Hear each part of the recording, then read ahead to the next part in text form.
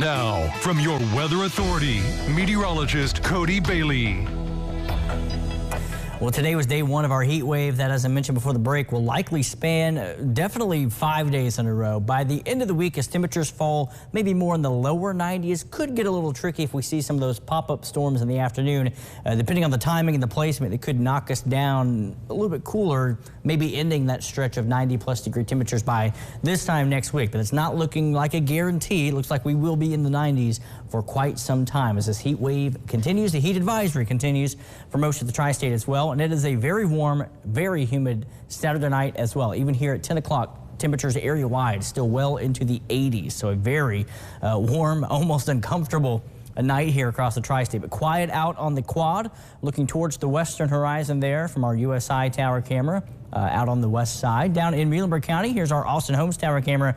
Quiet with a car or two there passing by Austin Holmes, just north of Central City. The Twin Bridges, everything looking like it's running just fine. Quite a few cars there heading northbound back into the Evansville area as well from our Kate Foppel Ford tower camera. And we are, again, as I mentioned, well into the 80s. Keep in mind our normal daytime high temperature. So the heat of the day, the maximum temperature should be around 87 degrees. And here we are at 10 o'clock at night, just a degree shy of that in Evansville. Still 86 in Evansville right now, and everyone still in the 80s. We're only going to fall into the mid-70s, may even have a few locations in the upper 70s. And again, what we had today, well, that's essentially your forecast for the next 7 days, essentially with 90 to 95 for highs, 75 to almost 80 at night. So again, very warm, very humid air. Our HVAC units not getting a break if you're working out in the evening, even the strain on your body and your health, not getting much of a break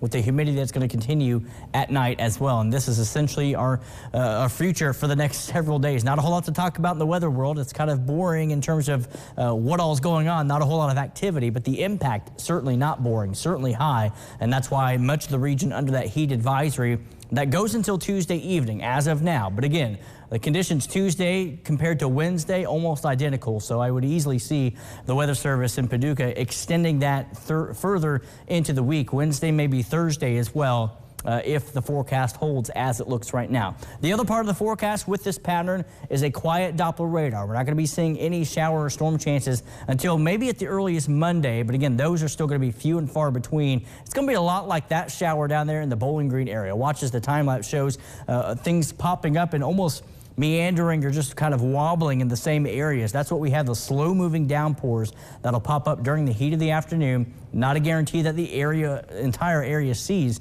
some of those showers and storms.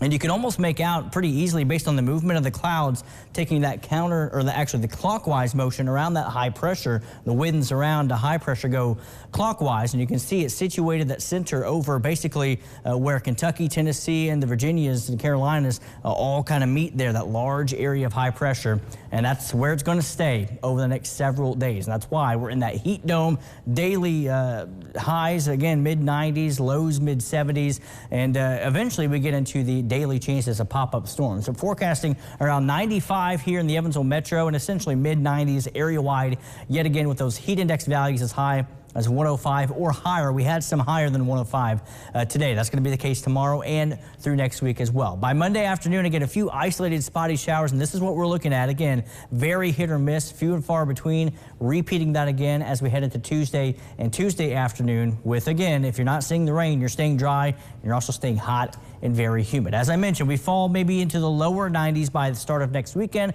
so any showers could knock the temperatures back in the 80s, and hopefully that is the beginning of some increasing chances of rain that will help break down this hot, very humid pattern.